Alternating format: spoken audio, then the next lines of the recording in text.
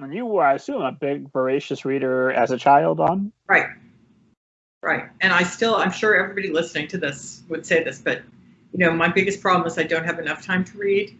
And I've deliberately made time to read because there were a few years when I was at Simon & Schuster in the beginning when I was at Egmont that I didn't have enough time to read for pleasure. And it seemed like something was really missing. So I figured out how to carve it out. And the reason I didn't have time, because you look curious, is because you're so busy reading manuscripts all the time to acquire. Or when you're the head of an imprint, you need to read the things that your editors are doing as well. And I want to read my adult novels too. So what is your reading speed? How many books are you turning in a month, a week? Gosh, I have no idea. I don't know. I don't think it's fast. Unless I get obsessed with something. I don't know what my reading speed is. I don't keep track. Do you know what yours is? Occasionally. I mean, if it's a John Grisham, I've been known to sit down around 8 o'clock at night, and then 4 o'clock in the morning, I'm like, oh my God, I've got to get up for work in a few hours, but at least the book's done. Yeah, that's correct. I can, there's a lot of YAs or middle grades that I can definitely do in a day, but, and I definitely got some skills when I was reading more manuscripts of sort of going through them fast. But when I love a book, I don't want to read it too fast. That's true. I've shot myself in the foot. I had the proud experience when the last Harry Potter came out. My wife and I, of course, went at midnight and got our copies. And then she proceeded to sit down and she had it finished by the afternoon of the next day. And I still had book left for another 2 days. So I had to avoid her talking about it. Don't spoil. But the adventure continued just a little bit longer for me. And I'd set it down and say, nope, not yet. I want to have some more of that tomorrow. Yeah, you meted it out.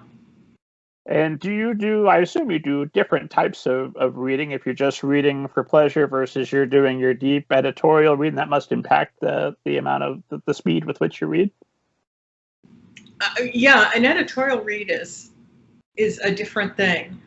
It almost, every once in a while you get a book. I edited a book a long time ago, well, when I was at Egmont, called The False Princess by Eilish O'Neill. And that book was almost perfect. So I don't remember having to, I know I asked her to do some things, but I remember what an easy read it was when I read it. But usually when you're editing, it's a very slow, careful, I'm thinking like the kid reader I was when I read, but I'm paying attention to everything. And I'm writing down every question I have that occurs to me and every place I get stuck. And I also notice a big thing I rely on is if I'm suddenly on the next page and I don't know how I got there, it means my attention drifted. And I go back, and if it happens a second time, then I think, oh, something happened in the book and I lost my interest, and then I go back and try to figure out what that was. That makes sense. Because it doesn't happen to me when I'm reading a good adult novel. My mind doesn't drift. So when it drifts, that tells me it's something in the book. I almost get just a little bit annoyed sometimes when I read a book that's really, really well written, just because if I'm pleasure reading, then if I'm reading like a James Patterson, no offense to Mr. Patterson, we all think he's amazing. And even if we don't, let's say we do. But I can flip through his and be done in a night.